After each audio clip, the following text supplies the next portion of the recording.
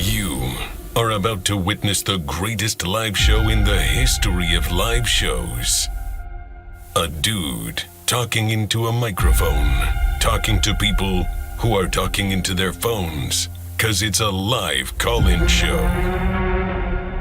The phone number is 760-517-6844.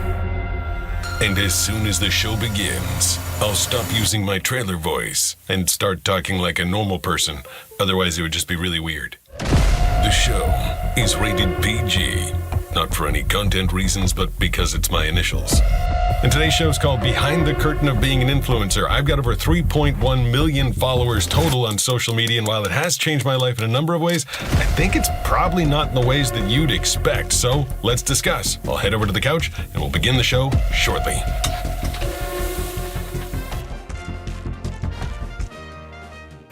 Hey everybody, what's going on? Welcome to the program. Grab my microphone there, that sounds a little bit better. It's Pete, I'm here with Brooks, and we're going to be talking about all sorts of stuff today. As soon as I can, look at this, or feel this. No, just look at it. I tangled myself up to my microphone. We're going to be talking about what it's like to be an influencer, because I never set out to be an influencer. I don't even like the word. And when people ask me what I do, I never say YouTube. I always tell them I'm a voice actor because that's my job. But I keep meeting more and more people that keep saying they want to get into being a social media influencer. I think they think it's a fast path to money. Do you feel like a lot of people still think it's a job, like a straight up job path, Brooks? It's probably one of the most, esteemed careers in people under the age of 25, And do you think that most people would look at my channel and be like, so I've got 2.4 million on YouTube. I've got 750 something thousand on TikTok. Do you think most people in the general public would be like, yeah, he's making his living off of that? Oh, they would think you're making millions a month. Really? Yeah. It's that, they think that much? I mean, some of the biggest YouTubers that are super popular right now, they have 3 million subs. Okay. And those guys are making millions. So I mean, all right, granted, before we get too far into it, are we actually live? Is everything looking? We are live. All right, I'm gonna just open this right up and show everybody, so there's no hiding or I'm gonna show you all the facts today. Okay, we're buffering on Instagram. Let me make sure we're not on YouTube. We're buffering. Yeah, on Instagram. Just Instagram. It might be my phone, but let me. Stupid phone. It's just my phone.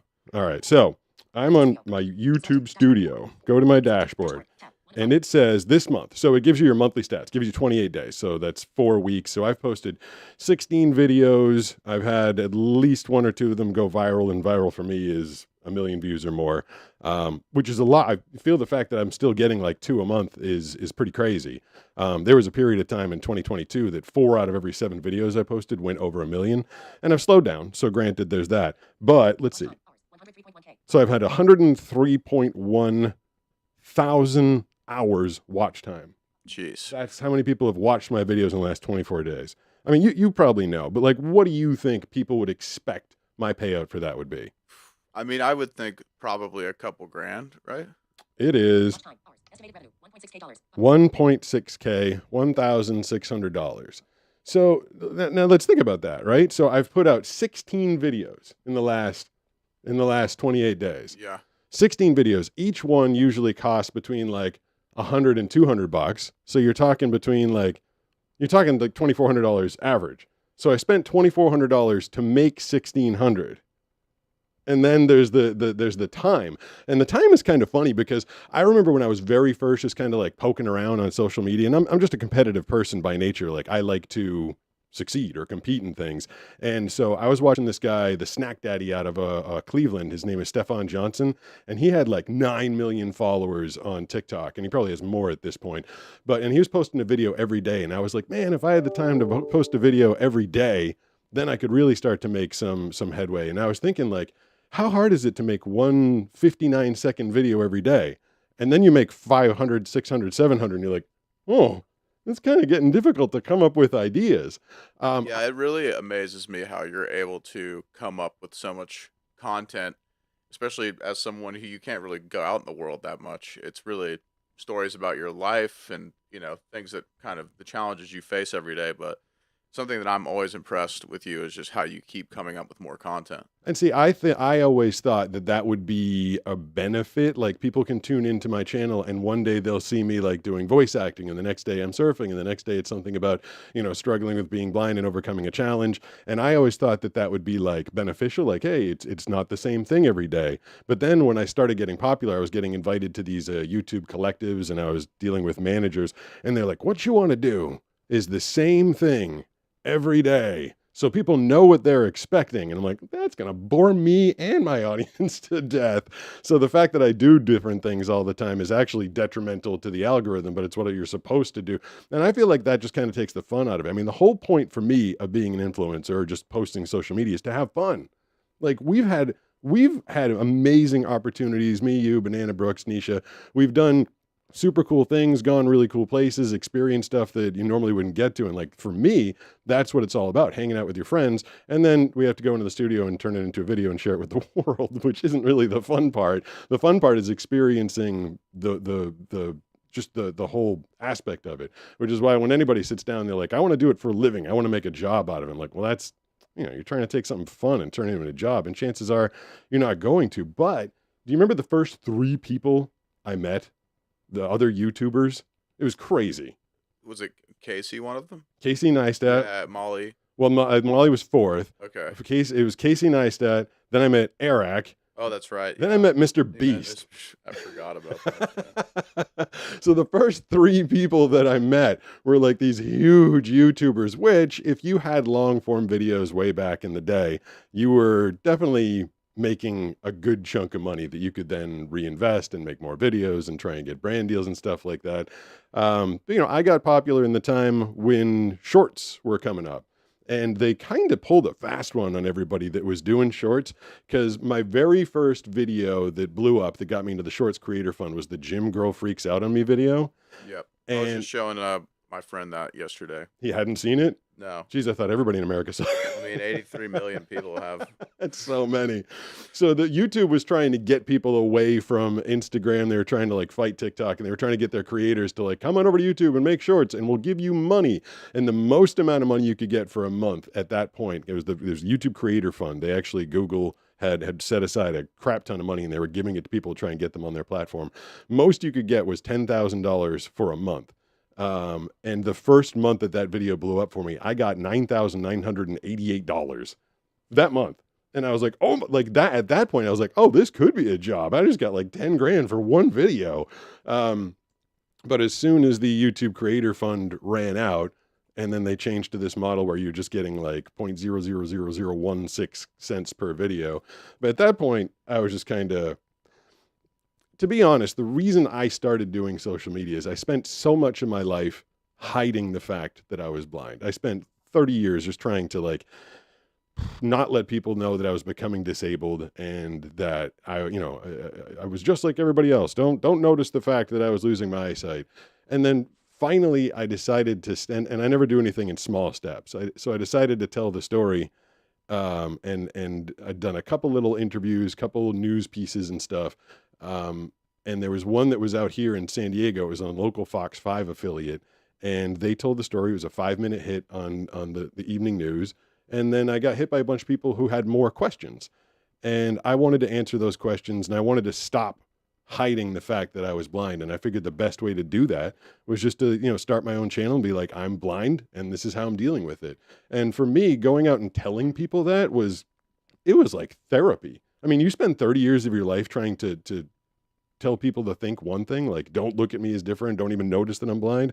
And then all of a sudden one day it's like, hey, I am blind and here's how I deal with it. I basically treated my audience as like my therapists. Like that's how I've dealt with it. And we've built this. Do you feel that way still?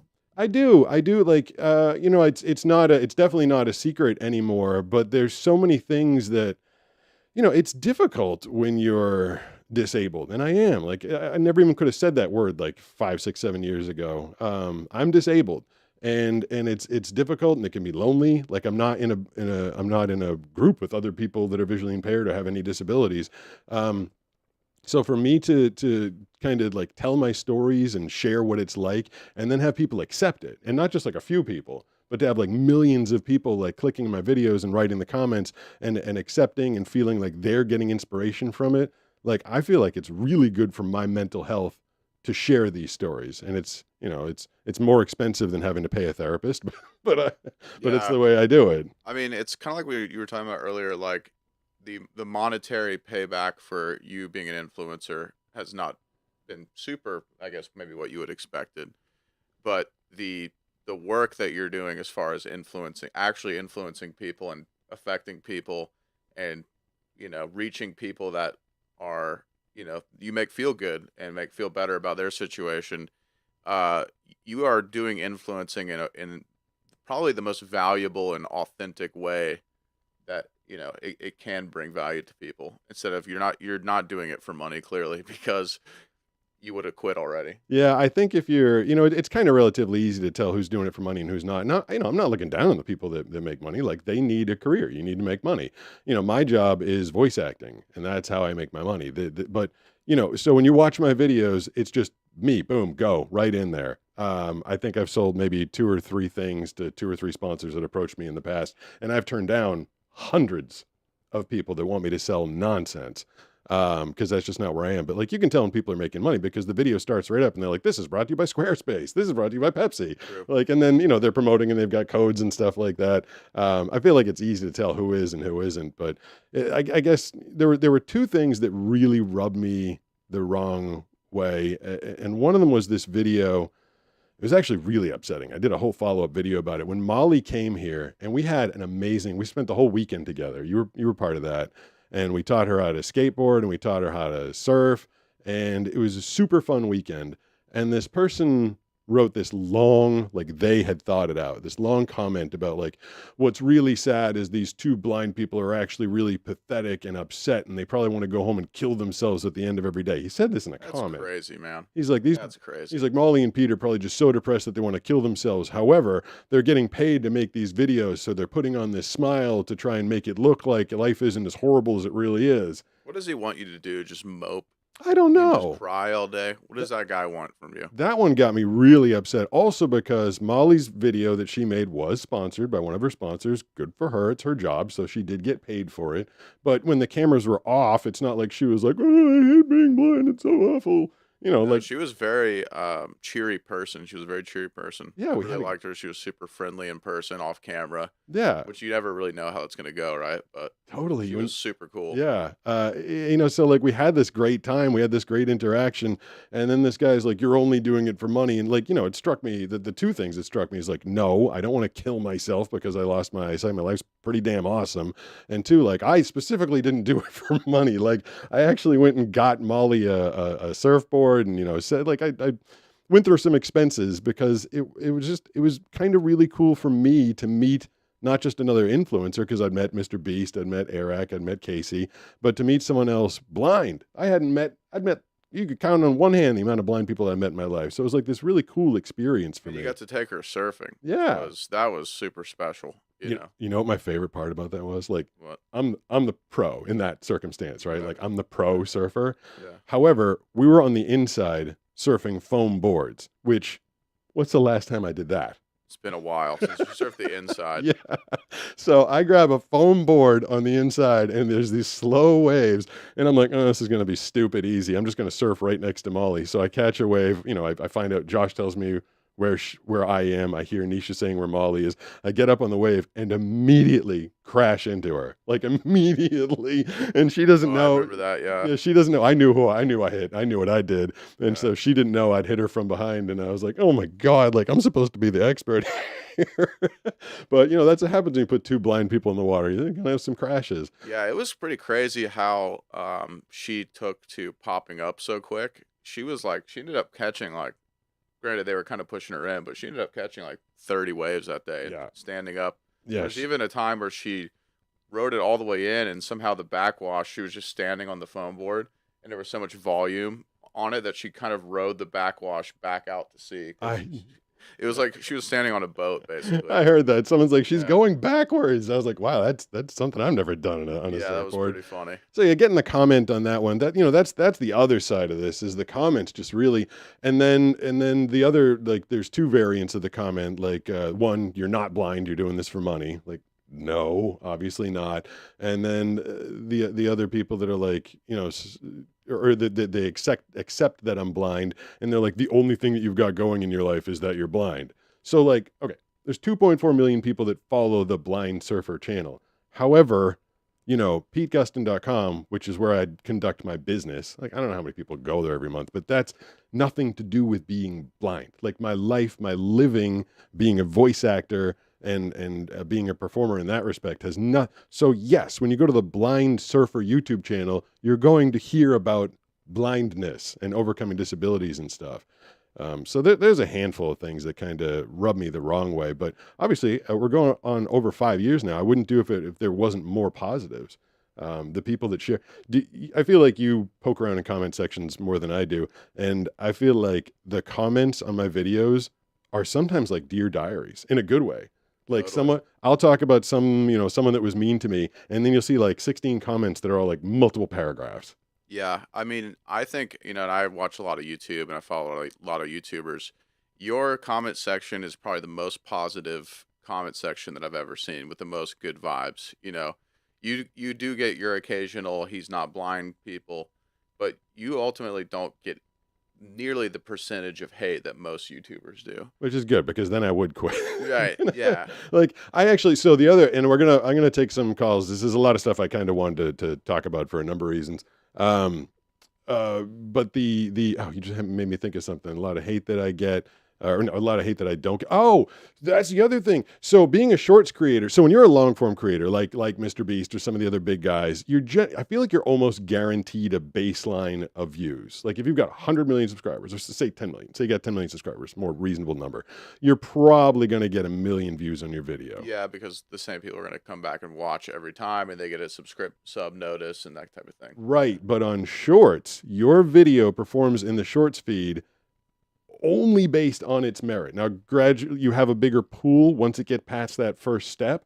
But if I put out a subpar video, I mean, this is crazy to me. I can put out a video that goes 10 million views. Then the next day, I might put one out that doesn't have a good hook, or maybe isn't as funny, or I thought it was and it wasn't, or it's just, a story that doesn't hit. I've had a couple videos in the past few months that got like 4,000 views. And I'm like, whoa. That's crazy. Like, how can I have 2.4 million people that have hit the subscribe button, and you're only going to share it to 4,000 people? So that, to me, like, thank God it's not my living, because that would give me heart attacks. Right. Can you imagine that? Can you imagine if you promised some company like, oh, my average is 1 million views per video, and then you promote their product and that video goes like 4,000? Yeah, you'd be pretty upset. I'd be like, oh, they're gonna be asking for their money back. So yeah, for me, like the stress of having someone on board on a short would be pretty difficult, unless they were in it for the long haul. Like, if someone wanted to, sponsor everything and be a part of your normal, but like, oh, I don't know, just like one person buys one short, I'd be like, please make it so I don't look like I'm robbing you. Do you see a kind of more consistent baseline of viewership on Reels on Instagram?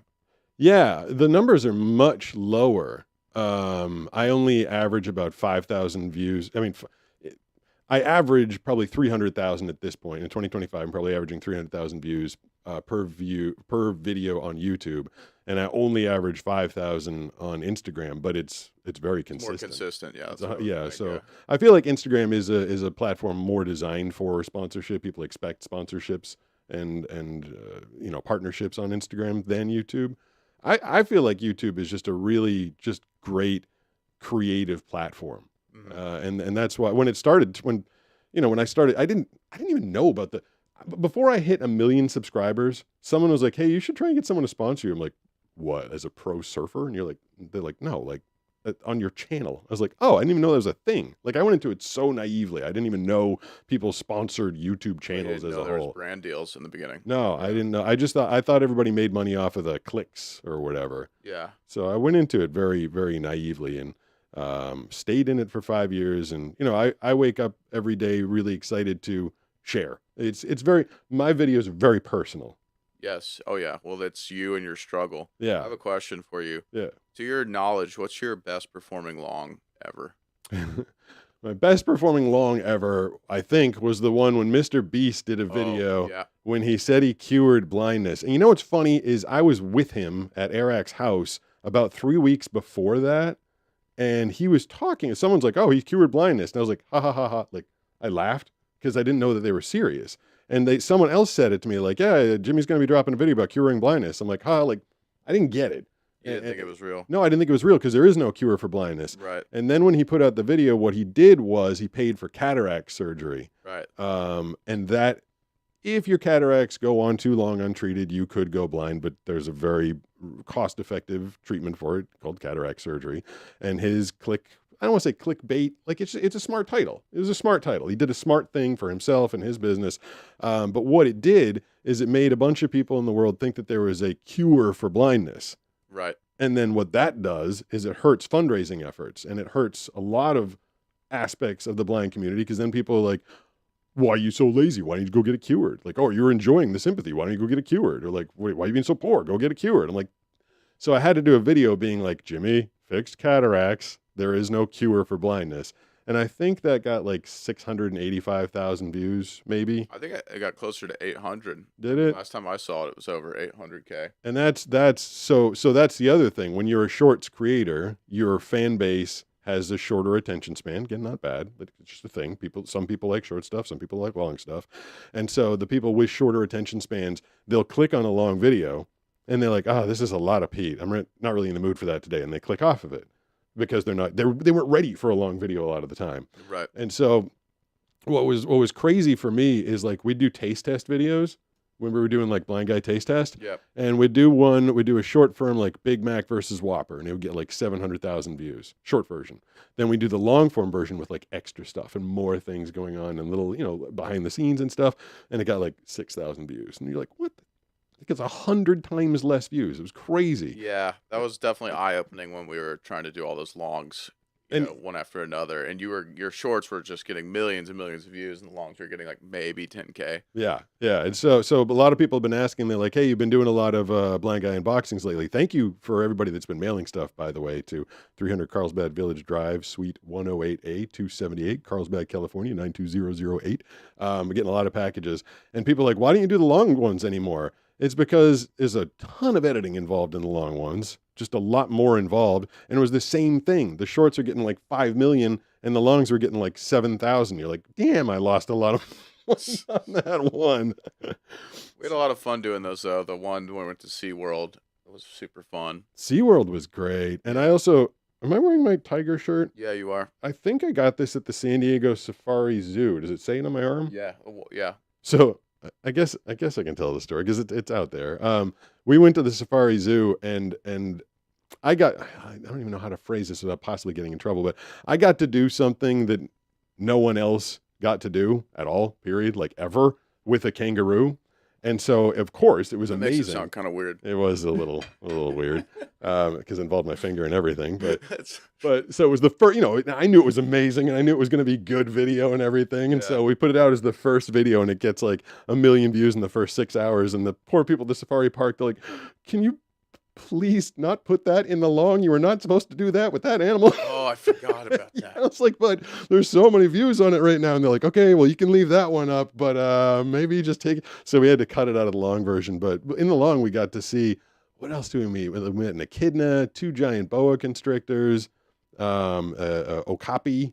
Okapi, Yeah. Yeah, that was an interesting one. SeaWorld was cool. I got to confront my arch nemesis, the bat ray or the stingray. You got pooped all over by a penguin. Right. That was hilarious. I think the video is called like I got pooped on by a penguin. Like I didn't have to think too hard about that video title. Yeah. But I was behind the penguin and everybody was in front of me filming from the left and the right and the side. And the woman's talking.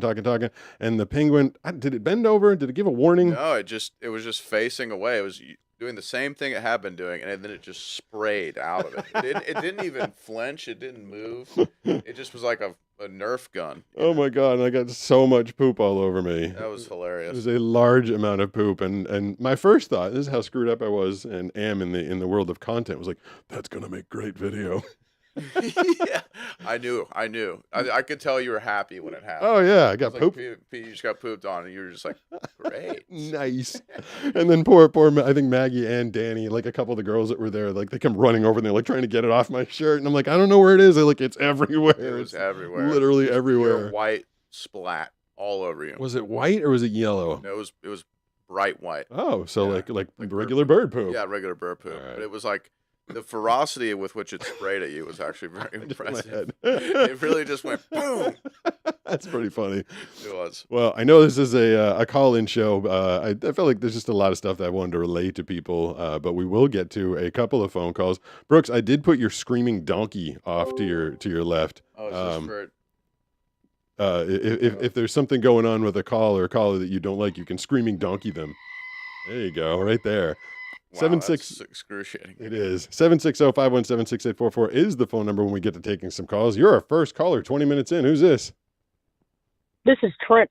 Trent, you get through all the time. What's going on, man? I got a car. You got what? I bought a car finally. All right. Yeah. That's pretty. Now, you can't legally drive a car because you are as blind or. No, but I can do this. Dude, What's he doing? he's making noises with his Revving car. the car. Yeah. Sick. He loves a motorcycle, lawnmower, Oh, this is car Lawnmower noises. Kid. Yeah. Heck yeah. Trent is the dude who basically got us off the ground on our very first podcast. You talked to him for about 20 minutes while I was checking all the Oh, that's connections. great. Yeah. We got to know him. So what? Remind me again. What vehicle are you in there, Trent? Acura TL. Oh, that is. I thought you said you were getting a Honda. You got an Acura? Yep. Well, that's pretty cool. And does it run fully or not yet? No, it runs fully. It just has an exhaust leak and transmission issues. And you're gonna fix all that up? Yeah, by transmission issues, I mean it has 7 codes. 7 codes. 7 I codes. don't That's a even lot know of what that means. codes. Well, when you run the diagnostics on your computer, Oh. he has 7 Yeah, I got this- different things wrong with it. Okay. Got this blue driver scan tool. You just plug it into the fuse box and it just goes at it. Well, that's pretty cool. God. What's your channel again, Trent? I always forget the name. Tell me again. It's called Start 'em Up. Start him up is Start where 'em Trent up. is, and he gets all sorts of just anything with a motor that makes a noise is what you do, right? Yeah, and I remember I was looking through my subscribers because that's a cool feature I finally got. Yep. And I see, Brooke, you're still subscribed. Oh yeah. Oh, nice. I don't even know if I follow anybody on my account. Maybe I should start doing that. I I have. messaged you on Instagram the other day to tell you that I got a car. Oh, did I? My Instagram is screwed up. With the text to speech feature is not working with Instagram right now. I have to like uninstall and reinstall it. But so is your new car? Is it on the YouTube channel? Yeah, I posted it like 2 weeks ago, I think. All right, cool. Well, congratulations on your first vehicle. Yeah, thank you. I called last week, and I called maybe 10 times, and it kept kicking me out. Like I would say, you're up next, and they would just kick me off. I've And heard. all the pieces are busy. People Yeah, saying it's that. there's a couple of things. I mean, you're an expert at getting through, Trent. I can explain that to people, but sometimes people are confused. They think they're in the queue and they're not. It's a little more obvious when you're in there as opposed to when you're not in there. But yeah, call the phone number 760-517-6844. I can tell there's 6 people in the queue right now. I bet you. Is there anything? Am I holding this the right way? Is that tells you someone is calling right Yeah, now, right? Yeah. I bet you it says their name too, right? Sometimes. Sometimes. Yeah. Hey, I have a you want to do a live unboxing / unbagging? I would love to. Because I think I know what this is. Scared the crap out of me. So the Crocs were sent by a fan by the name of Matea Brown, Mateja. So that's Matea Brown. And she said that she sent something that is going to help out with the old timey phrase game. So I think I know it's actually in. I think I know it's in this package.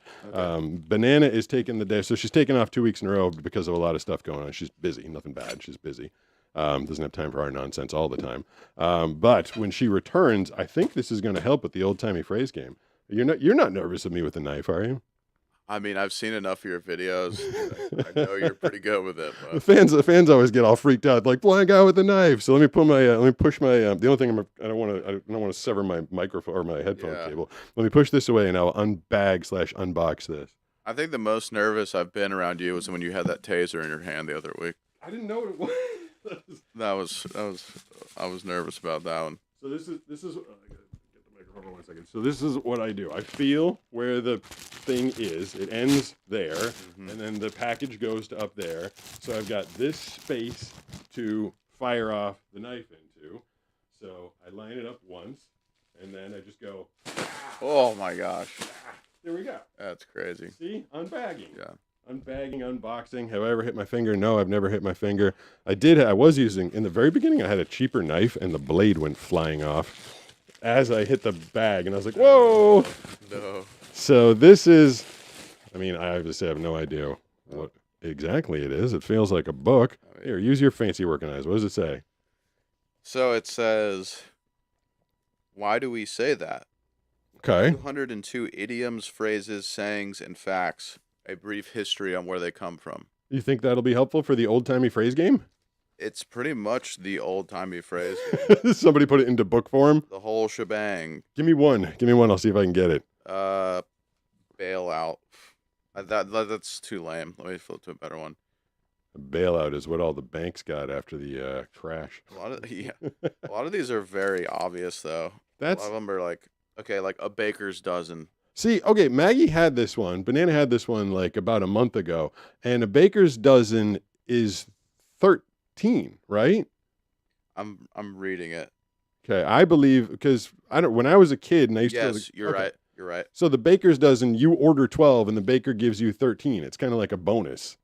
I Yeah. think that's what I thought it was. Exactly. All right, well that's It's like they throw in an extra one just to be safe. yeah, or just to be nice, something like that. That is that's a short version of the old-timey phrase game, which we do usually every other, maybe every other Thursday when Banana's here. It's a pretty fun game. I think people like that. I think it's cool. A lot of these, you don't even realize that you use them frequently. And Oh, then, yeah. And then you look at it, oh, like that's a phrase I use, but I don't even think of it as something that is, Yeah, now that old-timey phrase. totally like now that we've been playing the game, every once in a while I'll say something and I'll be like, oh yeah, let's add that to the game. We are taking calls today. 760-517-6844 is the phone number. Who's this? Hello, it's Astro again. Astro, what's going on? Not much. My friend Josh told me, yes, I can verify I was the one talking with him about on the list on the Herkle Durkle thing. Oh, I remember that the Herkle. I was with him. We were sitting with our advisor, and he was just talking with us about it. I was like, what?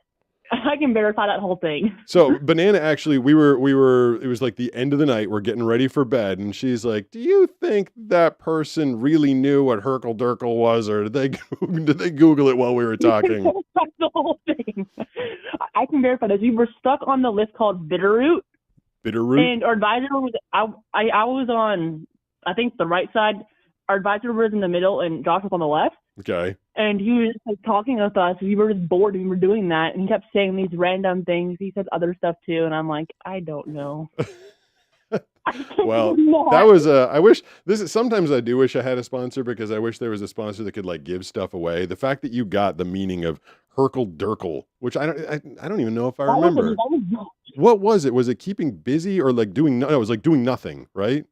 It's couch potato, basically. Okay. Okay. Yeah. It's basically couch potato. The fact that you got that one is like, man, I wish I had a prize, because I would have given you. Someday if I ever do get sponsored, I'll send you a prize, because that was impressive.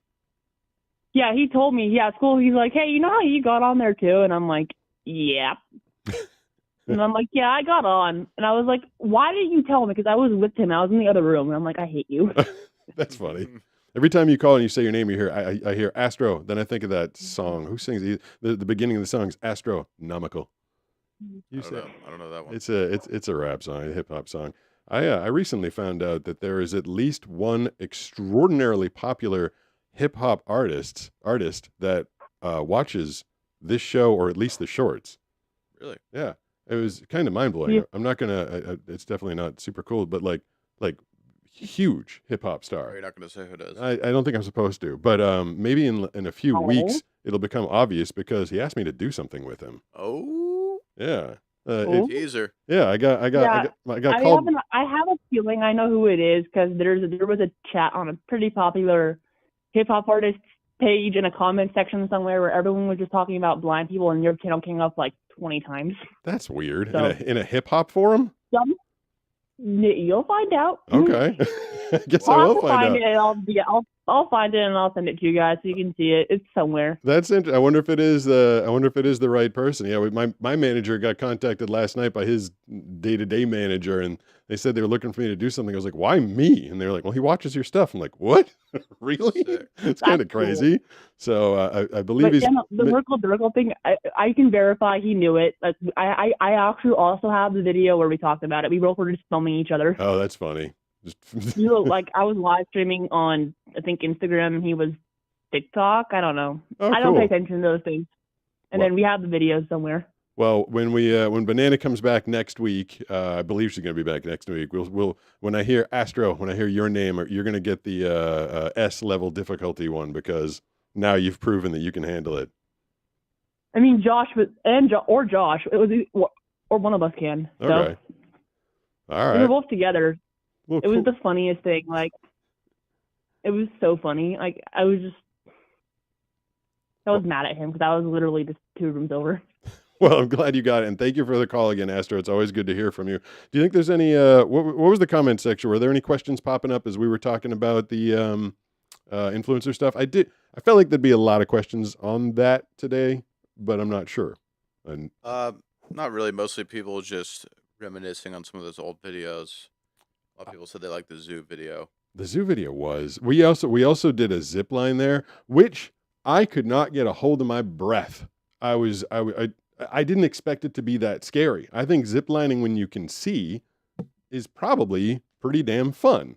But I didn't know where the end was. I didn't know how far up we were. I didn't know what was going on. We were going really fast. We were going really fast, and I had no concept of what was going on other than I was going really fast. And so he kind of, 3, 2, 1, go. And you kind of, you take that like, that's, there were those things beneath us, I guess. But it like took my breath away, and then I couldn't get my damn breath back because I was kind of freaking out the whole time. Actually, I don't know, because the audio was so difficult because you're going 60 miles an hour in the wind, basically. But I actually started talking to myself while I was in the zip line. I'm like, I'm cool. This is safe. I can breathe. Like it kind of freaked me out. And I wasn't prepared. They actually did like a prep zip line. Remember that? It was like a quick one first. Yep. And so you do one. That one was fast too. That was fast, but it was like there and done. And I'd Yeah. heard people do it before. I heard click. That was them releasing, and then I heard thump, and I heard them ending. I was like, all right, that was like 7 seconds. But the one that we were on just kept going and going and going and Yeah, going. you had no idea how long it was going to be. Yeah, and I was kind of afraid I was going to poop my pants when we did hit the end, because I was kind of getting prepared for it, You're Yeah. going that fast, and then there's the, whatever it is, like the auto brake at the end that goes boom and stops you. Yeah. And I was like, if I'm not ready for that, I might poop a little, like RP or something bad. Oh man, I should have probably been like yelling at you. It's coming. You were actually filming. You were right next Yeah, to I me. was filming with the GoPro next to you. And we had wireless microphones at the time. So yeah, I was listening back to the video at the end. Like I said, I don't know if it made it to the final video, but I was like prep talking myself. I'm like, I'm okay. I can breathe. I'm good. But yeah, like, I don't know. I'd done fast stuff before. And like when you can see, and it's just so different. It's so like the lack of input just triggers this like fear response. Yeah, meanwhile, I'm like looking down at wildebeests and elephants and stuff below me. Yeah. That was crazy. Yeah. There's a lot that I missed out on, but I got to hear about it and I got to experience it, and it was definitely an experience. Well, you got to do other things that no one else has done before. No one else has ever done it before. Yeah. You'll have to dig up the short. I believe I renamed it to I went on a date with a kangaroo. Or I something. think that is what it is. Yeah. I should just say it because people are probably imagining something worse than actually happened. But Right. yeah, they were like that. Maybe don't highlight that You one can't as even much. talk about it, huh? No, they gave us a pretty nice day. Oh, it was great. Treated Yeah. us to food and drinks and like VIP and so I was trying to, be appreciative and thankful and not Yeah, click spill for the sake of- beans. Exactly. Mhm. 760-517-6844 is the phone number. Who's this? Hello, I'm Jen. Hey, Jen, what's going on? Where are you calling from? rather not say, just safety reasons. All right, that's fine. But What'd you want to talk about? I'm the. Sorry, you were in the middle of something. No, I was just saying, what'd you want to talk about? I was the one that sent you the email about the 10,000 hour rule for after your last call-in show when I didn't get in. I just wanted to call and say thank you. Oh, you're welcome. I get a bonkers amount of emails every day, and I try and respond to as many of them as possible. And you were talking about the 10,000 hours to become an expert. Remind me again, whose theory or philosophy was that? Who's the person? It was by Malcolm Gladwell, and it was in his book Outliers. That's what it is. I actually, the fact that you brought that up at that day, at that time, kind of got me thinking a lot. I'd almost forgotten about that. I very much applied it to voice acting, like we spoke about, and I kind of forgot about it in relation to surfing, just logging the hours. I think a lot of people forget that becoming successful or becoming good at whether it's a skill, a sport, a job, anything in your life, it just takes work and time. And that's the basis of his whole philosophy. It takes 10,000 hours of doing something before you can become an expert at it. I was actually thinking we might do a whole show about that because I think it's a really interesting It's a great topic. Yeah. It's a really cool topic. Did I get quoted in your school paper? Yes, you did. Ooh. I put you at the end of your part where like you explained that when you're surfing, you're not just mastering surfing, but like you're figuring out how to handle yourself underwater, and it really does take 10,000 hours to master it. And even after 5,000 hours, you're still getting things that you don't expect. Yeah, surfing especially. You and I have talked about this a bunch, Brooks, where like when it's not surfing 10,000 hours on a wave. That would be impossible, basically. No, 'cause yeah. waves only last a handful of seconds. What I was telling her in the email was that it's basically like 10,000 hours, and I don't think I've reached it yet, but like 10,000 hours of just handling yourself on the water. Yes. I think that's how you start to improve at surfing, just knowing what to expect, what the ocean's going to do, how you can counteract it to duck beneath or ride it. Well, for you, it's even probably 20,000 hours. Yeah, because my input is that's a whole interesting. We should do a whole show on this. Like, do I need 20,000 because I don't have the visual input? Well, I think just to quickly touch on it from my perspective, I think there is this kind of argument between, how much does talent get you, at something? Because you can be talented at certain things, right? Singing or playing music or whatever. Yep. But with something like surfing, it's like you can't just be a talented surfer. Right. You Yep. know, you have to learn the ocean. You have to learn how to get out there. Surfing is one of the only things you can't just pick up and be good at, Right. unless you're super athletic, maybe. But Not many people just step on a board and like, hey, I popped up and rode a barrel. Like, yeah, that no, doesn't that happen. doesn't happen. Yeah. Have you gotten your grade back on the paper yet? No, I haven't turned it in yet because it's due tomorrow, so I'm finishing up editing it a little bit, and then I'll print it and turn it in tomorrow. All right. Well, hit me with a note back. It was funny. I got the email from her. I just in between sessions, I just try and keep myself busy. And I was literally between reading for, I don't know, I think it was like ESPN and then like a commercial campaign. And she hit me up about the 10,000 hours thing. And I was like, that is a fascinating. I think people underestimate how much work it takes to get to the top of a field. Like, when you listen to a really talented singer, I'm talking like, like a vocalist, like, I don't know, like Michael Bublé or something.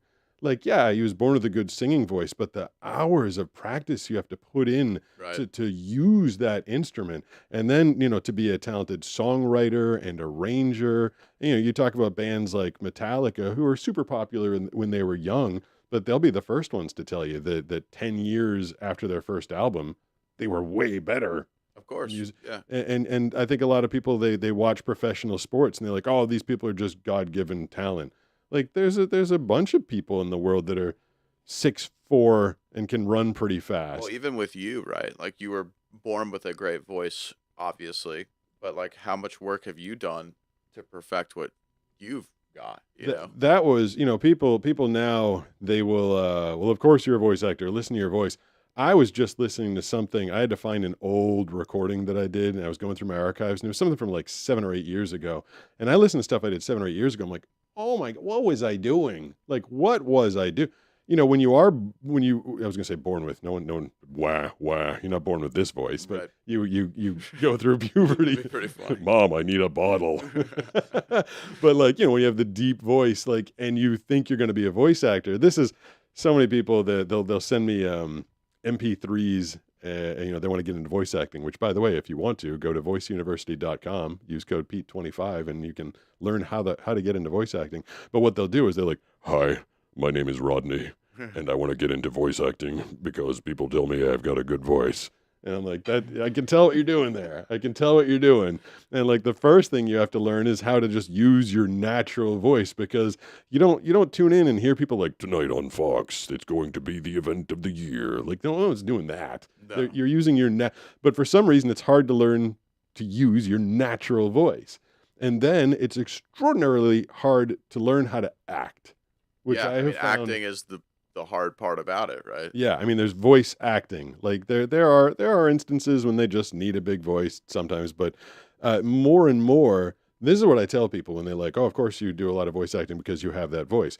Watch an hour of TV and listen to the promos that are going on the TV, and then listen to the commercials, and tell me how many voices are the big booming voices. Maybe once an hour, maybe twice an hour. Most of the people that are getting all the work right now are talented actors. Like when you Makes hear sense. the commercial for the new Hyundai Sonata, it's they're telling you about it. Like it makes your whole family happy to get in there and go out to the mountains. I got a random question for you. Yeah. How much of the voice acting work do you think is going to guys like you that are doing promos, and how much of it is going to people that are doing voice acting in like animations and cartoons? Like, Well, there's a long strike going on in animation right now. oh, really? Okay. Yeah, it's a really, they're doing a solidarity march, I think, in the next couple days. There's probably, well, God, I mean, I believe that there's more work available in promo trailer. Okay. It's, yeah, I mean, there's just so many stations. Well, I don't know. There's more and more games that are coming out these Yeah, days. there's tons of video games and tons of animes, and that's why I was just wondering. It's like, and Netflix is putting out more animations and that kind of thing. It just seems like there's more work required per job for that type of thing, and they need more people. So it's, to me, it would seem like, okay, if you're trying to get into voice acting, maybe going into animation voice acting is Yeah, the you know what? way. You might have flipped me. It's not my end, so I don't know a lot about it. I guess, I mean, Right. really, there's only so many TV networks. I mean, there's more these days. So like, there's Hulu, Netflix, Max, all the apps and stuff. Yep. And so I think I've worked for all of them now. I did the promo for Kiteman on Max, Nice. HBO Max, which is just called Max now. It was one of the only. It was like one of the only broadcast vehicles I'd never done a promo for. I'd never done Max. And they told me I booked Kiteman. I was like, yes, I've now done every single television network and every streaming service out there. I got it, finally. Heck yeah. I did Solar Opposites on Hulu. Oh, that's right. I remember that. Yeah, that was super fun. Yeah. But yeah, there's probably more. Yeah, because within each game, there's probably hundreds and hundreds of actors. But the interesting thing about video game work, and you can actually learn more about this by watching Courtney Taylor's section in Voice University. But they'll hire you, and the contract says that you're contractually obligated to perform, I forget the number, there's like 4 or 5 voices within every game. Oh, wow. So even if you're the main voice, I mean, if you're the main one, you could go above scale and do something different. But if you get hired to be like a standard voice in a game, then you also have to provide guy on street, young boy in car. Yeah, Like you have to that's provide a insane. number, because otherwise, you have to hire like 700 voice actors for these like big epic games. That's what's so crazy. I was telling you about that game I played called Baldur's Gate, that one game of the year last year. And it's one of these games where you can choose your path, and there's thousands and thousands and thousands of different, ways the game can turn out Yeah. based on the path you choose. That's And there's cool. voiceovers for every single Oh, every possible outcome. every possible outcome. So I'm like, man, that is an insane amount of recordings per character that they had to do. That is, and Courtney was telling me about what's it called, like capture. I forget the exact term, but they'll make you wear a suit And so while you're the character and you're acting, you're like, I'm gonna kill you. Like they're capturing your movements. Oh, And so wow. the That's characters, and so she's told me that she plays a lot of like really high energy, like heroine, like female hero, not drugs, heroin, like, and she tells me that like she comes out of her sessions like exhausted because it's physical. Like they put you in these motion capture. God, I couldn't think of the word motion capture, and they capture. You know, it saves animation time if it's just actually literally capturing what you're doing. And so she'll come out of a session. She's like, I was literally like running and stabbing and, you know, pretending to jump and stuff. And I was like, oh, I sit there and I'm like, in theaters this Friday. That's wild. I didn't know that they all had to do that. That's crazy. I'm not sure if it's for all of them, for every, like makes sense, every though. person is captured, but a fair amount of them. How are we on time? How are we on the stream? 5:47. Okay. Streams are running perfectly right now. I love to hear that. I am very happy with the whole setup.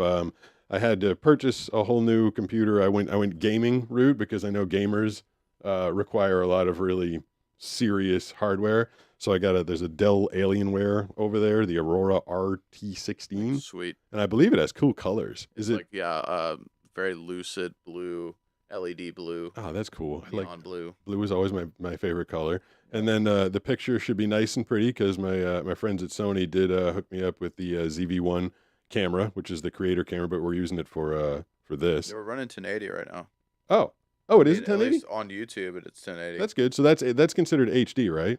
Yeah. All right. So with this camera, I was trying to do this the other week, but the damn stream crapped out. Can everybody tell that I'm not bald on top? Can you see with the fancy camera that I have hair? Let's see. There's a little delay. If I do that, does it look like there's hair? You know what? No way. I think that. You're gonna tell me it's a bald spot again? What's with it's the lighting in here? Yeah. I mean, no. You know. I have it. Feel it. There's hair. I know there's hair. It's just there's like a one thin part of it. I Alright. have thin hair up top too. If you were looking at the top of my head, you'd see. But it's not like I don't have like the horseshoe thing going on. Someone just said there's a YouTuber who voiced a character in Baldur's Gate Philosophy Tubes, Abigail Thorne. That's cool. Oh, cool. That's cool. Well, someone did tell me I was doing a Zoom meeting the other day, and it was with someone in the film industry, and she told me she's like, honestly, the top down lights aren't great for you. She's like, you should get a ring light. I'm like, what the hell's a ring light? Do you know? You never heard of that? No. That's like the main light that all the YouTubers use. Is it just would it be like right in front of me? Yeah, and it's a circle. It would be you would in this wide of a angle. Yeah. You'd be able to see it, but like if you were filming within 4 feet of the camera, you'd want a ring light. That's what everyone uses. All right. Well, the new camera that I got from Sony, you can put it right up on top of it because it's got a huge lens. Okay. I don't know. Like, it's very weird. Like, I'm conscientious. You want to hear something funny that I never told anybody before? Sure. Before every video, like, I don't know what I look like on the screen. You know, just Maggie tells me, like, you look good. Or, like, you know, Niche will be like, you look weird in that one or something. So I usually film very early in the morning. A lot of times I'm in that booth at like 6:05 in the morning doing my filming. Oh, wow. And Maggie's like, you just woke up and your eyes look baggy. So there's this company that's around here in San Diego called Elastin.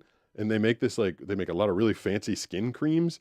So before every video, I put an under eye cream on my eyes, and it's supposed to like make the bags go away. And it also makes it so that like if you're shiny or you have like shiny skin, it doesn't like make the light reflect off of it or something. Oh. So I put a little makeup right beneath. I didn't do it before the show, but like right there, I put Elastin eye cream in under my eye every day before the video. And it's a weird thing to do. Like I basically just do what people tell me to. Like I can't tell the difference. I don't know. It is very funny, like getting all of my like, how's my haircut look? How do my clothes look? I can't make these decisions on my own anymore. Yeah. I just have to listen basically to what Banana and other people tell me. I would never have guessed that you were just waking up and doing those. I actually didn't know that. Yeah, I would never have guessed that. It's because the workday just gets. I can fit in some editing and looking for music and stuff, but the last thing I want to do is be. Sorry, I clear my throat. Is be in the middle of filming and then have a voiceover that comes through because then I lose the flow. Oh, okay. So the only time of the day, the only time of the workday where I'm guaranteed not to get interrupted by an emergency news or sports read is between 6 and 7 a.m., sometimes 6 and 7:30. So I'll usually lay these things out the night before, or kind of like lay them out in my head and then go into the booth and record this stuff really early in the morning. Every once in a while, you might like, I'll move and you can see my Apple Watch is one of the ones that is black when it's not doing anything. And then the time comes on so every once in a while, I've seen in a couple of videos in the comment section, people are like, dude, your watch said 5:55. Was that AM or PM? I was like, oh, that's just right when I got in there. That's crazy. Well, you got a lot of energy for that time of day. Yeah, I hate the morning, but once I'm going at it, I don't have any problems with it. Like I'm You up. don't even drink coffee. No, I don't do coffee. That's crazy. I do a Celsius at the end of the day, but I'm okay getting going in the morning. This week I have not drinking any coffee at all. Hey, good for And you. I feel like I've gotten over the hump of like, okay, every day I wake up, I'm so tired, I need a coffee. Today I woke up, I was fine. Oh, that's pretty good. Yeah. That's impressive. There's like I've done it before where I quit coffee for a bit, and there's like a 3 or 4 day hump you just have to get over. I'll tell you what happened. You might know, but I'll remind you what happened when I tried to quit energy drinks hardcore. But I put someone on hold. I'm going to take the call real quick. Okay. Who's this? Hi. Hey, who's this? Hi. My name's Kaitlyn, and I'm coming from New York. Kaitlyn, all right. What's going on? I'm mildly wary because I was told last week that someone who had a very young sounding voice, someone told me it was a voice changer, and it was someone who commonly calls YouTube shows and is a grown up that uses a voice changer. Oh man. Are you real, Kaitlyn? Yes, I'm a kid. Okay. What do you want to talk about? I just wanted to ask a couple questions, if you don't mind. Sure, go ahead. I wanted to ask, what is the right way to guide someone who's blind? It's a very personal. It's a really good question, and it's really awesome of you to ask. That you are interested to know the answer to that. I've found that it's a very personal thing, and I think the best thing to do is just ask that individual person. I think that if a person is blind and they're out in the world and they look like they're having trouble and they look like they're struggling, just offering, you really can't go wrong. I mean, they might be so worked up that like, I don't need you. But they probably do. And their pride is preventing them from asking. Some people will like grab my elbow to lead me. I'm very adroit at listening to my surroundings. So I get in behind the person and I follow their footsteps because I kind of feel weird having you like hold my hand, Brooks. Like, yeah, I see. Me too. Banana will hold my hand, but I listen to footsteps and just stay close to the person that I'm with. Is there some particular situation you're curious about, or just in general? Just in general. Yeah, I think just asking. Communication is pretty amazing. I see. And if you don't mind me asking another question. No, go ahead. What type of assistive technology do blind people rely on most besides communication? So I just got wind of this thing called the Glide. It's brand new, and there's going to be a demo here in San Diego. Unfortunately, it's on St. Patrick's Day, and Banana would never let me skip St. Patrick's Day. But it's like a blind guy cane, and it's got a thing at the bottom of it. And if you program where you want to go, it will take you there. Like you're walking forward, and if you have to go left to go on like 53rd Street, it'll guide you that way to take the left for you. It's pretty cool. That's really cool. And yeah. I've been using, so I got these new cameras from Sony, and I was having a difficult time with the menus on them. And what I did is I opened up ChatGPT. It has a new video feature on it. And I asked the ChatGPT, I said, what menu am I on? And it read it to me. And I said, where do I find setup? And he said, go down 2 and hit enter. And he totally guided me through the camera and helped me set it up. So the character recognition, object recognition in AI is becoming extraordinarily helpful to blind and low vision people. That's really cool. Thank you. Yes. Thank you for the phone call. Today is actually my birthday, and I'm really happy that you answered my call today. Oh, no. How long did I leave you on hold for on your birthday? It's okay. I got to stay up a little later. All right. I come on Thursdays to hear the live, so hee hee. Well, that's very cool. And happy birthday Happy to birthday. you. Thank you. Thank you. I appreciate the time. All right, thank you for the call.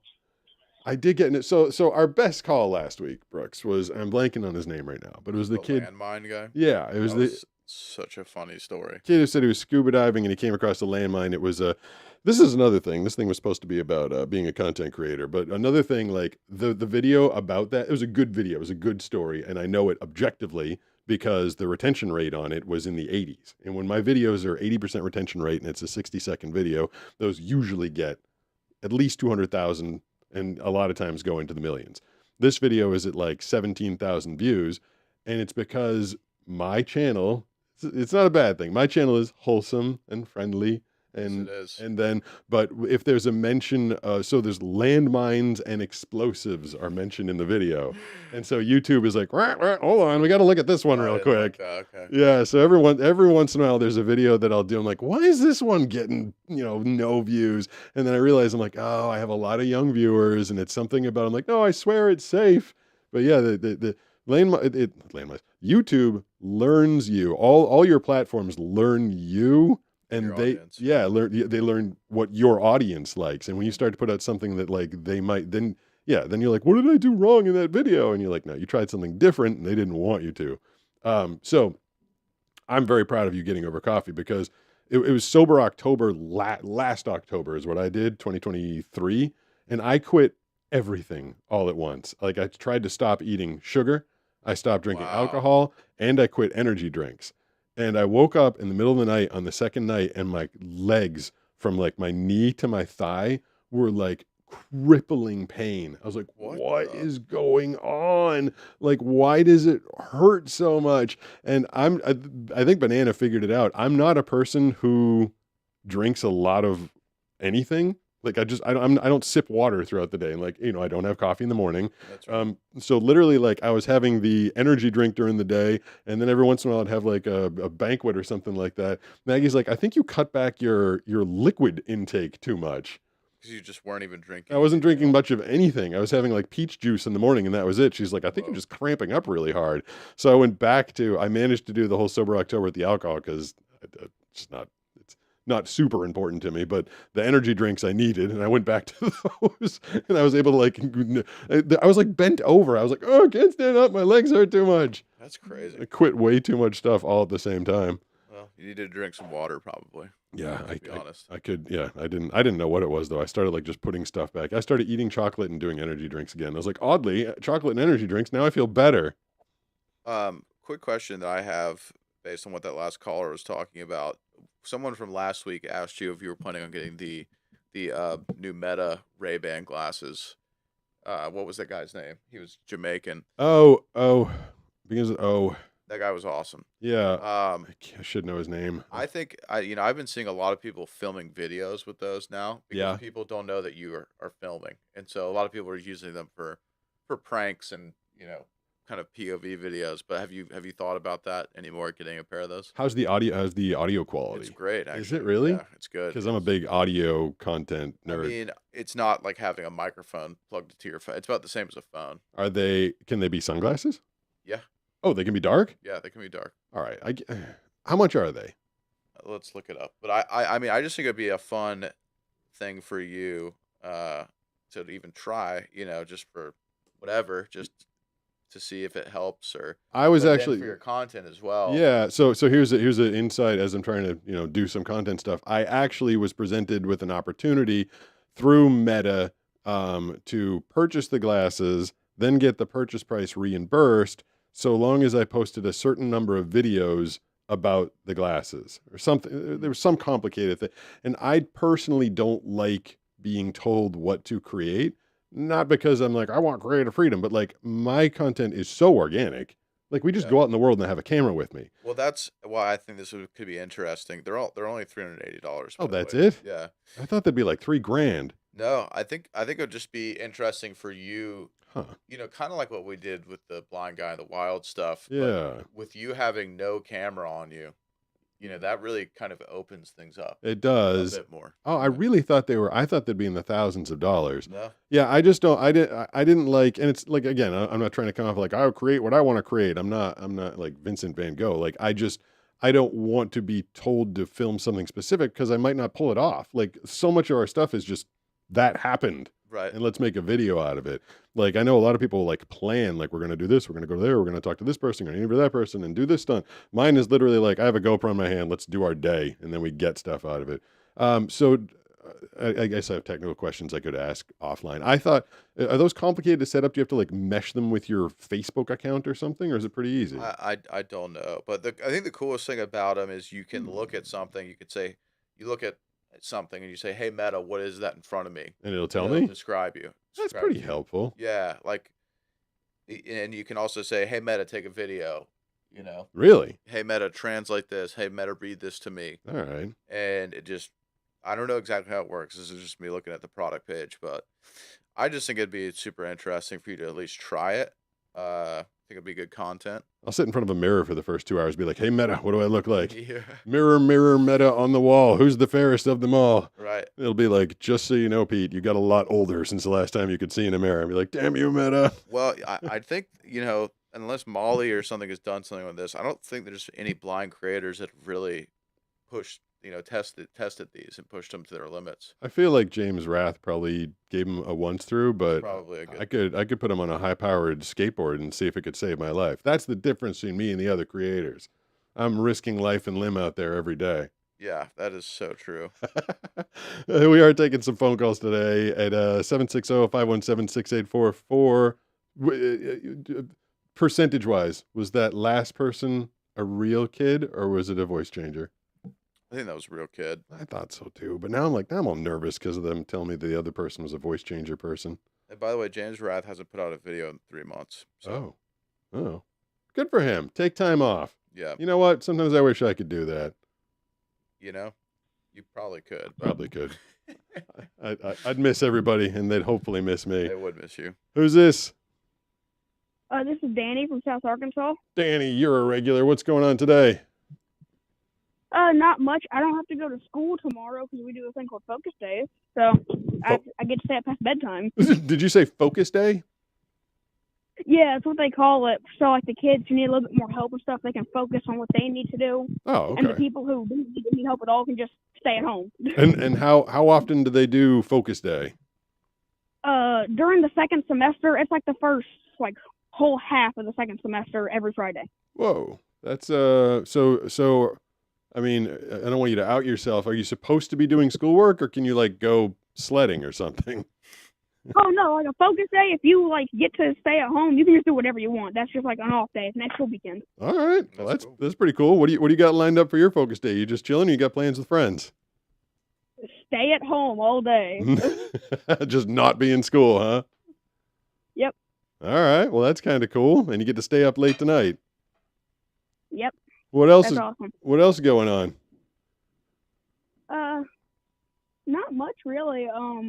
Just wanted to But brag about I your was Focus Day. getting back into putting stuff on my YouTube channel. I talked over part of that. You're putting new stuff on your channel? I'm gonna try and get back into it, depending on what my dad allows me to do. Because I got kind of bored of my old formula of making cap cut shorts. Yeah. You know what you should do So- is film videos about lawnmower engines starting up. Hey, I think that's been taken. That's already been done. Yeah. What- And whatever at the you very beginning of huh? Go Sorry, ahead, you Danny. can talk. No, go ahead, Danny. I talk all the time. It's your turn. At the beginning of the stream, whenever Trent was on the line, before you actually answered his call, you could hear a little boop of a hang up. That was me because I was trying to unplug my headphones and I accidentally grazed the button. Yeah, you kind of scared the crap out of me there because the first call of the day, I'm never sure if this equipment is all going to work. So I go to the first call, I hit the button that's supposed to answer and it goes boop, boop. I'm like, please tell me I didn't flip the answer and hang up button. That's literally the thought that went through my mind. So thank you for the panic attack. Appreciate that. Hope you enjoy your Focus Day, you jerk. I'm so sorry. Well, thank you for the call, Danny. I appreciate it. Can I tell you a sad story just because it came to mind, like a serious story? So he's got Focus Day. Did you North Carolina school system? Did you guys do half days or anything? I mean, not really. If there was snow or something, yeah, but Oh, we had a thing. I don't know how often it was. Like once every 2 months or once every month, there was a half day on a Thursday. It was called Early Release Day, and so you'd get to go out early. I don't know. The teachers, it was like the time for the teachers to catch up on their work. And so it was my first year. I had junior high school. So 7th and 8th was one school. We'd merged, K through 6 is a small group. I only had like 28 kids in K through 6. Then I get into 7th grade and it's a bigger group of kids. And the first half day happens and everybody got to go home. And they brought a special counselor into the school on that day to meet with me to see how I was adjusting to being in the school. And they didn't do it, they couldn't have done it on like a study hall period or something. Literally, everybody got to go home. And I was 12, 13, and all of a sudden I'm just being treated differently than everybody else. And I'm trying so hard to be like everybody else, to not be the blind kid. I was already getting picked on. People were making fun of my monocular and my large print books and everything. And then I get brought into the principal's office, and I had to wait there for the counselor, who was an hour late. And so I had to sit there in the principal's office, and halfway through it, I was so, you're like all hormonally mental at that age anyway. Yeah. I told the principal I had to go to the bathroom. I went to the bathroom, and I was so worked up that I was being treated differently and that I didn't get to go home and I get to play. And I didn't know where my path was going to lead. I didn't know how bad my eyesight was going to get. I slammed a stall door in the bathroom, and the damn thing broke off. Dang. And the principal came in. He's like, "What's going on?" I'm like, "Oh, it's an accident. I didn't mean to." I didn't I wanted to unload on him and be like, "This is bull crap that you're keeping me here." Like, I hated being like, just told that I was different and then treated that I was different. So this is, 500 kids in the school, and I'm the only one that had to stay there. That really stuck in my mind that That's crazy. They made you do that. Yeah, and I'm sure they didn't think anything of it. They're like, "Oh, it's a half day. He's not going to be in class." I'm sure that the teachers and the faculty didn't think much of it, but it was one of those moments that really stuck out and really just made me, kind of led me on the whole path of going all the way back to the beginning of the show, where I was talking about how I was hiding my eyesight loss. Because the moment adults or people knew, then they started treating me differently. Right. Like, they didn't bring counselors in for everybody else. Like, "How's your first day of 7th grade? How are people treating you?" Like, you just deal with it. But they brought me in and they're like, "What's it like being blind and in school?" I'm like, "Well, it's great. You stupid people made me stay here and have this meeting." But yeah, that crazy. was literally one of the things that like made me start hiding it. I was like, well, if I don't want to be treated different, I can't let people know what's up. Yeah, you probably could have sued them now for something like that. It was a very different time. I mean, Yeah. it was like I think it was probably like 89 or something like that. They didn't know what to do. I was like the only blind kid in town at that point. Probably like in the state. There might have been others, Yeah. but definitely not in the public school system at that point. Where are we on time? We're at 6:09. Oh, so we've gone a little late already. Mhm. You want to do one more call and then do some final thoughts and Sure. wrap it up? Yeah. All right. I was about to give out the phone number, but there's no point to that because we're just going to take one more phone call. Thanks to everybody that has been calling in. Last caller, who's this? Hello? Oh, wait. Hello? Go to super chat. Is there? I'll have to Perez. remind me of that one with. We'll take this call real quick and I'll bounce back to that. Hey, sorry about that. Who's this? Hello? Hello? Hello, This is Blake. Blake. What's going on? Up? Ooh, not much. What do you How want to you talk doing about? today? I'm doing good. What do you want to talk about? Ooh. Wait, E40 over there? I was thinking about creating a radio station. What's your suggestion on that? A whole station, like a real, like terrestrial radio station. Like some kind of fancy internet radio temporarily for now until I get a regular radio transmitter. What is your favorite genre of music? What do you want to play on that station? I like mixed music. Mixed music. All right. And do you want to DJ? Are you going to have personalities on there? Or it's just going to be all music? Well, it's going to have a lot. It's going to mix content, and then it's going to include morning breakfast. So at the breakfast show, I'll just play purely only country music every weekday, and then it's got different stuff that's on there every day. All right. Well, I So think it's all mixed. I think the only advice I can give you is you need to hire a really spectacular voiceover guy to do your imaging. Someone with some real personality and some charisma. And I think after that, you'll just be golden. Ooh, thanks a lot. I appreciate it. Thank you for the call. I mean, starting a radio station is a rather large undertaking. I wanted about so that I was excited. I mean, it's kind of like what does he mean by radio station? Are you just going to start a show? You know, like this is a show. Yeah. Right. I mean, this is essentially a radio show, but just on YouTube. I mean, he's going to do music and he's going Right. to have a morning show. And I mean, he's going to program 24. You know, I feel like that, I can't answer that. That's a whole consulting job. Yes, There's a you lot need to going get on paid there. for that. Yeah. I mean, the more radio stations out there, the better. More voiceover work, more DJ work, and Just more. start a YouTube channel or a Twitch channel instead, is what I would say. Yeah. With 24-hour Twitch channel. Can you do that? Oh, yeah. So I was excited that worked. If you do a super chat for $3 or more, it'll get read out loud. And I think, did you see it? Did Superdog's head come up on the screen? I did not see that. I believe if you do the $3 super chat, Superdog's head like appears between the two of us, maybe, and it gets read out loud. Is that still up there? Is the question Yeah, still I there? can read it. Yeah. It's why I have $5 from Brandon Perez. Thank you. Thank you. Is there a story from your parents that stands out to you that shaped how you see the world, whether it carries wisdom, humor, or a unique perspective? Oh, that's deep. I feel like I need to think about that Yeah. one. From my parents that shaped my perspective on the world. I don't know. I came up in a family. I was surrounded by, and I'm sorry for the people that know this, but I was surrounded by a lot of achievers. My father worked very hard and was very good at his job. My mom was great at everything she did and a really good communicator, and graduated to school with an accounting degree. And then my two cousins went to Harvard and MIT, and I feel like it was just kind of a familial. You can shut the world up if you succeed. If you work and you succeed, then there's not much people can say to you. And I feel like, it was never a question. It's not like I found out I was going to go blind and then I was just going to start accepting handouts or take a lesser path. I was kind of just brought up that, like, you work hard. If you want something, you work for it. My dad, when I got into sailing and I wanted a boat, small dinghy boat, my dad worked harder for it. And, that's kind of what I learned. If I wanted something, I had to work for it. And I remember my dad telling me when I was younger, he's like, the person you can rely on most in this world is yourself. And, that always stuck with me.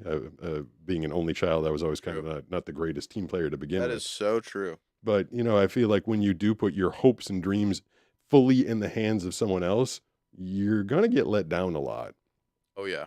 Oh, yeah. And that's why I feel like, that's why, to this day, I still do the lion's share of editing on my own videos, which is crazy because I can't even see what's going on. Yeah, it's crazy. But I trust I believe in me. And I don't think that's a bad thing. I think that's the best thing. Does that sound egotistical? I mean, it would if you maybe didn't have the credentials to prove that you live by that saying, but you clearly do. Like, you can back up what you say because you've accomplished so much as someone that is so disadvantaged compared to other people. I've watched you edit. It takes you 10, 15 seconds to do one click sometimes. Yeah, That's insane for me to think about. Yeah. As someone who knows how to edit audio and edit video. So yeah, it's like you are a good example of someone who you have done the work and you do the work every day. So I don't think it's egotistical to say that. I think you've earned that. I mean, in the voiceover business, and we'll wrap up in a couple, but I have agents and I have agents in LA and New York and over in London. I have a manager in LA. But I am my biggest advocate. I don't rely on them to get me work. I take time every day to reach out to potential clients to find, my own work. I'm always just kind of advocating for myself and just trying to, put myself out there. And yeah, I do. I believe that was fostered from a very early age. You talked about your early experiences, similar work ethics, right? Yeah, I mean, I just was raised in the South under a very, especially my mom's side of the family, a very kind of classic traditional Southern family, hardworking, all extremely successful. And so I had to live up to those standards, and I felt that kind of familial pressure. And then once I started making money working at a very young age, I realized that I like having money. And so that was kind of just the beginning of, hey, how am I going to get the most of this possible while not hating what I do? And for me, that just led down a path of doing things I like to do. I do marketing, so video, writing ads, doing analytics, that kind of thing. I don't hate it. Yeah, and what they it's- say is, if you love what you do, you'd never work a day in your life. Like, Yeah, I yeah. absolutely love what I get to do. I love what I get to do for a living. If we can bring it all full circle, I love being a voice actor, and I enjoy talking to you guys and sharing my story. And thanks to everybody for being my therapists and listening to me tell my stories. I appreciate everyone that shares in the comment section, that gets on here and that calls in. So I feel like, did the stream work? We actually made it through this episode. There was no buffering to my knowledge. I set this whole thing up all by myself, and it worked. Yeah, I'm it's- very it's excited crazy. about If that. people only knew how complicated. Can it's- you see the back of the Tascam in the video now, or is it cut out? Like, no, it's cut out. okay, I mean, just the back of that is like 75 wires. Yeah, We're going to 5 platforms at the same time, taking phone calls, 3 microphones, 3 pairs of headphones. There's a lot here. It's a Yeah. lot. I'll head over to the computer. All right. You know, the one thing I didn't do What's that? is I didn't put a button to stop the stream on either of these stream decks, because God forbid I hit it. Thank you, everybody. We're going to get out here and see you probably same time next week. Thanks for tuning in.